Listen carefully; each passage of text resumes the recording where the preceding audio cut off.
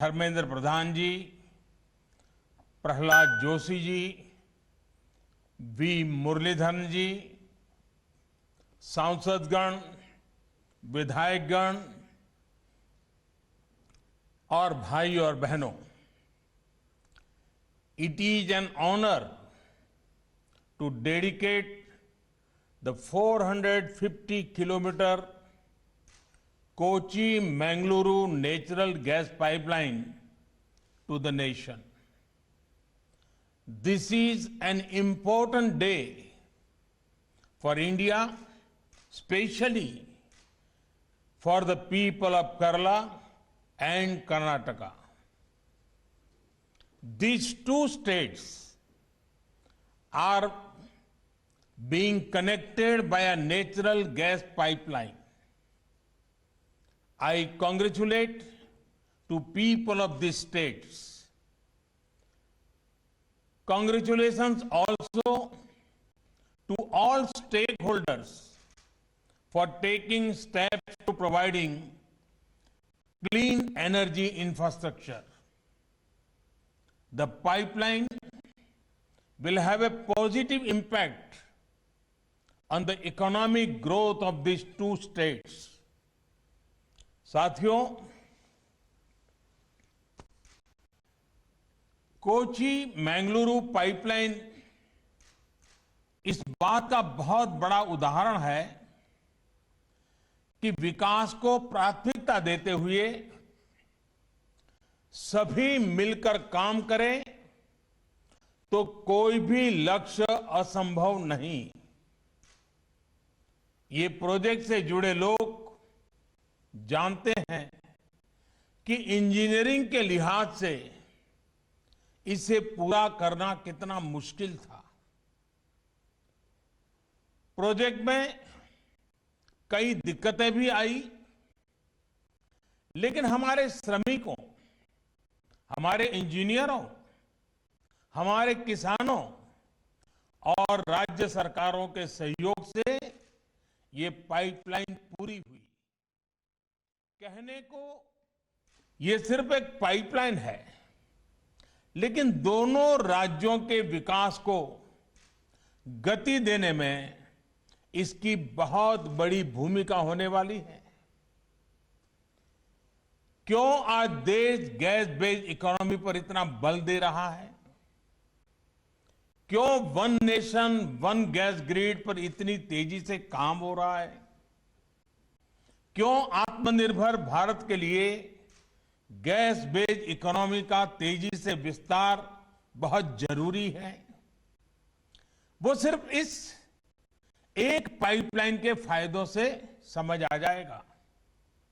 पहला, ये पाइपलाइन दोनों राज्यों में लाखों लोगों के लिए ईज ऑफ लिविंग बढ़ाएगी। दूसरा, ये पाइपलाइन दोनों ही राज्यों के गरीब, मध्यम वर्ग और उद्यमियों का खर्च कम करेगी। तीसरा, ये पाइपलाइन अनेक शहरों में सिटी गैस डिस्ट्रीब्यूशन सिस्टम उसका एक माध्यम बनेगी। चौथा, ये पाइपलाइन अनेक शहरों में सीएनजी आधारित ट्रांसपोर्ट सिस्टम को डेवलप करने का आधार बनेगी। पांचवा, ये पाइपलाइन मैंगलोर केमिकल और फर्टिलाइजर प्लांट को ऊर्जा देगी, कम खर्च में खाद बनाने में मदद करेगी, किसान को मदद होगी।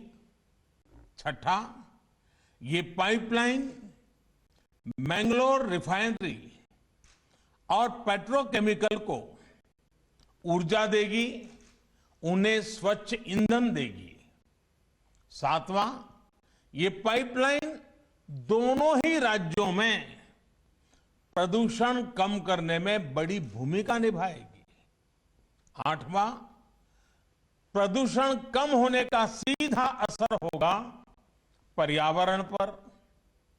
जितनी कार्बन डाइऑक्साइड का एमिशन इससे कम होगा, वो लाखों पेड़ लगाने के बाद ही हासिल हो सकता है।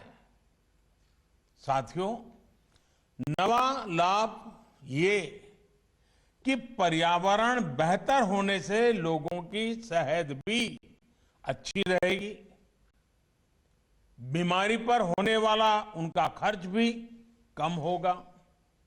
10वां, जब प्रदूषण कम होगा, हवा साफ सुथरी होगी, शहर में गैस आधारित व्यवस्थाएं होगी, तो और ज्यादा टूरिस्ट आएंगे। टूरिज्म सेक्टर को भी इसका लाभ होगा। और साथियों, इस पाइपलाइन के दो और लाभ हैं जिनकी चर्चा बहुत जरूरी है। इस पाइपलाइन के निर्माण के दौरान 12 लाख मैन डेज का रोजगार जनरेट हुआ है। पाइपलाइन के शुरू होने के बाद भी रोजगार और स्वरोजगार का एक नया इकोसिस्टम केरला और कर्नाटका में बहुत तेजी से विकसित होगा। फर्टिलाइजर उद्योग हो, पेट्रोकेमिकल उद्योग हो, बिजली उद्योग हो, हर उद्योग इससे लाभ लेगा और रोजगार के अवसर बनेंगे। साथियों, इस पाइपलाइन का एक और बड़ा लाभ पूरे देश को होगा। जब ये पाइपलाइन पूरी क्षमता से काम करना शुरू कर देगी, तो देश की हजारों करोड़ की विदेशी मुद्रा ये खर्च बच जाएगा। भारत COP21 के लक्ष्यों को लेकर जिस गंभीरता से काम कर रहा है, ये प्रयास हमें उसमें भी मदद करेंगे। साथियों, दुनिया भर के एक्सपर्ट्स का कहना है कि 21वीं सदी में जो भी देश अपनी कनेक्टिविटी पर और क्लीन एनर्जी पर सबसे ज्यादा जोर देगा, तेजी से काम करेगा, वो तेजी से नई ऊंचाई पर पहुंचेगा। आज आप जिस भी फ्रंट पर देखें, highway connectivity, railway connectivity, metro connectivity, air connectivity, water connectivity, digital connectivity या फिर गैस कनेक्टिविटी, भारत में जितना काम अभी हो रहा है, एक साथ इतने सभी क्षेत्रों में उतना पहले कभी नहीं हुआ। एक भारतीय के तौर पर यह हम सभी का सौभाग्य है कि हम ये होते हुए अपनी आंखों से देख रहे हैं। हम सभी विकास के इस नए आंदोलन का हिस्सा है। भाइयों और बहनों, पिछली शताब्दी में भारत जिस भी रफ्तार से चला, उसकी अपनी वजह रही है। मैं उनके विस्तार में नहीं जाना चाहता, लेकिन इतना तय है कि आज का युवा भारत दुनिया पर छा जाने के लिए अधीर भारत अब धीरे नहीं चल सकता। इसलिए ही बीते वर्षों में देश ने स्पीड भी बढ़ाई और स्केल भी बढ़ाया, साथ साथ स्कोप भी बढ़ाया। साथियों, भारत की नई पीढ़ी का एक अच्छा गुण है कि वो तथ्यों के आधार पर चीजों को परखती है और उसकी सफलता विफलता को तुलनात्मक रूप में भी एनालाइज करती है और हर एक बात को तर्क के आधार पर, तथ्य के आधार पर स्वीकार करती है। भारत में गैस बेस्ड इकोनॉमी को लेकर अभी जो काम हो रहा है उसमें भी कई तर्क और तथ्य बहुत ही महत्वपूर्ण है। साथियों, हमारे देश में पहली inter state natural gas pipeline 1987 में कमीशन हुई थी। पहली पाइपलाइन 1987 में कमीशन हुई थी। इसके बाद 2014 तक, यानी 27 साल, 27 इयर्स में भारत में 15,000 किलोमीटर नेचुरल गैस पाइपलाइन बनी। आज देश भर में पूरब, पश्चिम, उत्तर, दक्षिण 16,000 किलोमीटर से ज्यादा नई गैस पाइपलाइन पर काम चल रहा है। ये काम अगले 4-6 साल में पूरा होने वाला है। आप कल्पना कर सकते हैं, जितना काम 27 वर्षों में हुआ, हम उससे ज्यादा काम उसके आधे समय में करने का लक्ष्य लेकर चल रहे हैं। साथियों, इसी तरह एक और उदाहरण है सीएनजी स्टेशन का। हमारे देश में पहला सीएनजी स्टेशन 1992 के आसपास शुरू हुआ था। साल 2014 तक 22 साल में हमारे देश में सीएनजी स्टेशनों की संख्या 900 से ज्यादा नहीं थी, 900 से ज्यादा नहीं थी। जबकि पिछले 6 वर्षों में 1500 के करीब नए सीएनजी स्टेशन शुरू हुए हैं। अब सरकार इस लक्ष्य पर काम कर रही है कि देश भर में सीएनजी स्टेशनों की संख्या को 10,000 तक पहुंचाया जाए। अभी जो ये पाइपलाइन कमीशन हुई है, ये भी केरला और कर्नाटका के अनेक शहरों में 700 सीएनजी स्टेशन खोलने में मदद करेगी। साथियों, एक और दिलचस्प आंकड़ा है पीएनजी कनेक्शन का। रसोई में पाइप से जो गैस पहुंचाई जाती है उसका 2014 तक हमारे देश में सिर्फ 25 लाख पीएनजी कनेक्शन थे। मतलब कि घरों में पाइपलाइन से गैस 25 लाख। आज देश में 72 लाख से ज्यादा घरों की रसोई में पाइप से गैस पहुंच रही है। कोची मैंगलुरु पाइपलाइन से 21 लाख और नए लोग पीएनजी सुविधा का लाभ ले पाएंगे। भाइयों और बहनों, लंबे समय तक भारत में एलपीजी कवरेज की स्थिति क्या रही, ये हम सभी जानते हैं। साल 2014 तक जहां 14 करोड़ एलपीजी कनेक्शन देश भर में थे, वहीं बीते 6 सालों में इतने ही नए कनेक्शन और दिए गए हैं। उज्ज्वला योजना जैसी स्कीम से देश के 8 करोड़ से ज्यादा गरीब परिवारों के घर कुकिंग गैस तो पहुंची है, साथ ही इससे एलपीजी से जुड़ा इंफ्रास्ट्रक्चर भी देश में मजबूत हुआ है। साथियों, एक बड़ी वजह रही कि कोरोना काल में देश में रसोई गैस की किल्लत कभी नहीं हुई। गरीब से गरीब को हम उस मुश्किल समय में करीब 12 करोड़ मुफ्त सिलेंडर उपलब्ध करा पाए। साथियों, सरकार के इन प्रयासों का इतनी तेजी से किए जा रहे कार्यों का एक और प्रभाव हुआ है। इसकी चर्चा उतनी हो नहीं पाती।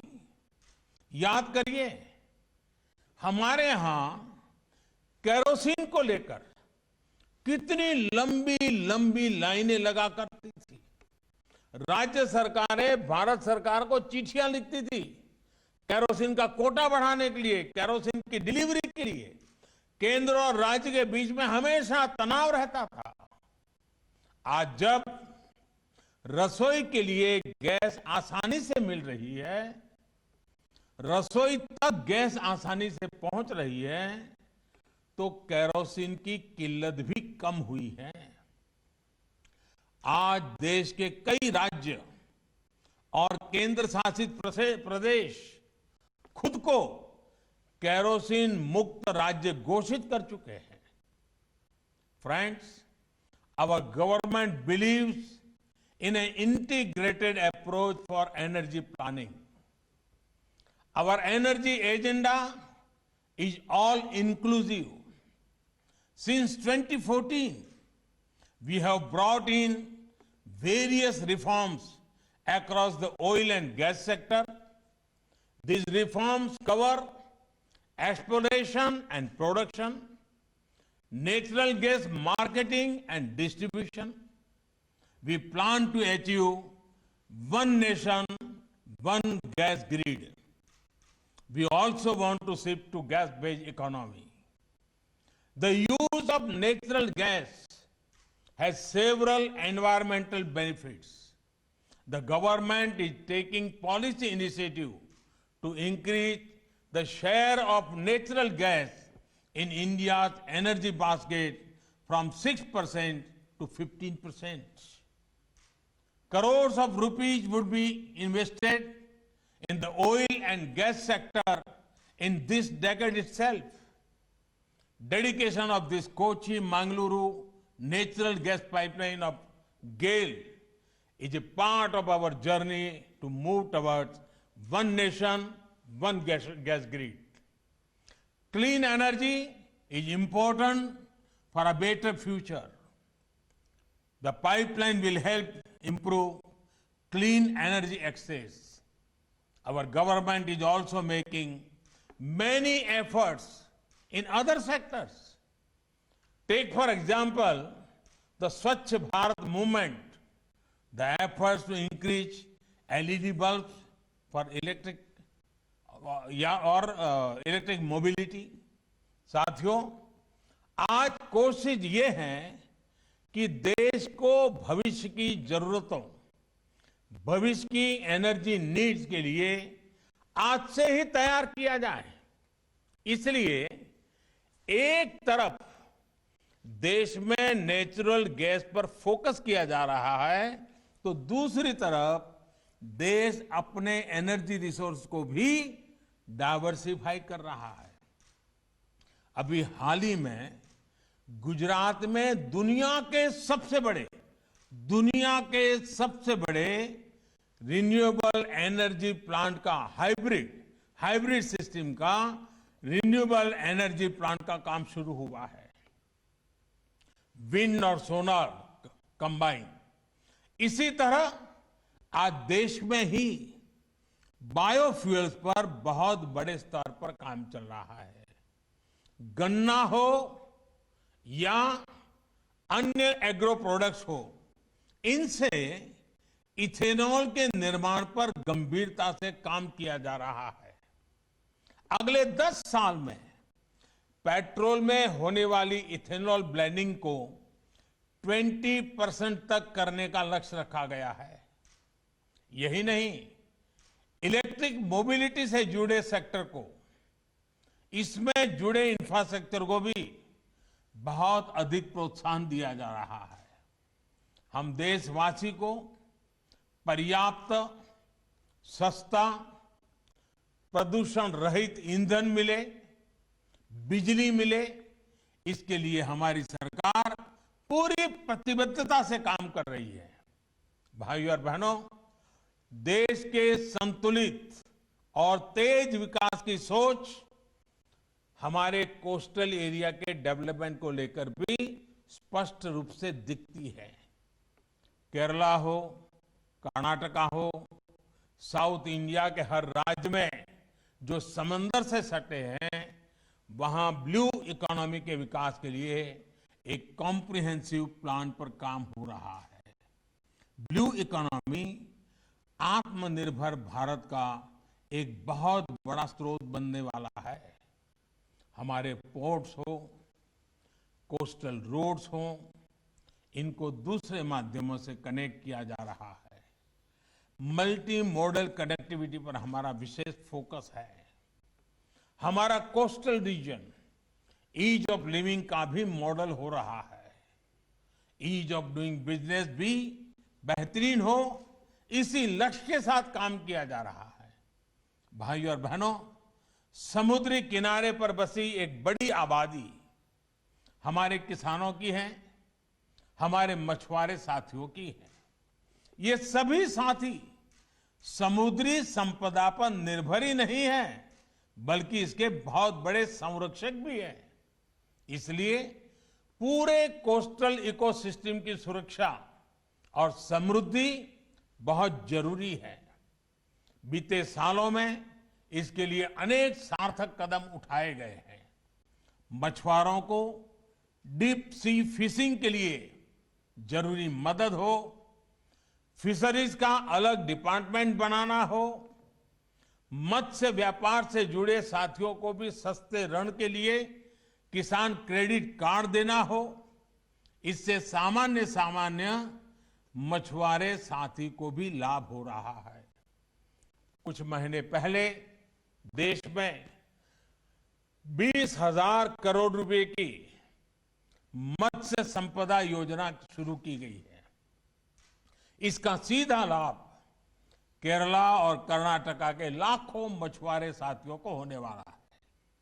आज मछली से जुड़े एक्सपोर्ट में तो हम तेजी से आगे बढ़ ही रहे हैं। एक क्वालिटी प्रोसेस सी फूड का हब भारत हो, इसके लिए भी हर जरूरी कदम उठाए जा रहे हैं।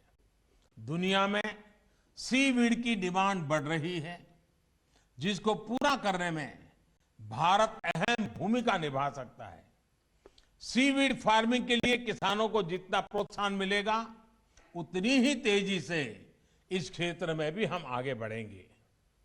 हम एकजुट होकर संकल्पित भाव से काम करेंगे, तभी हम हर राष्ट्रीय लक्ष्य को तेजी से हासिल कर पाएंगे।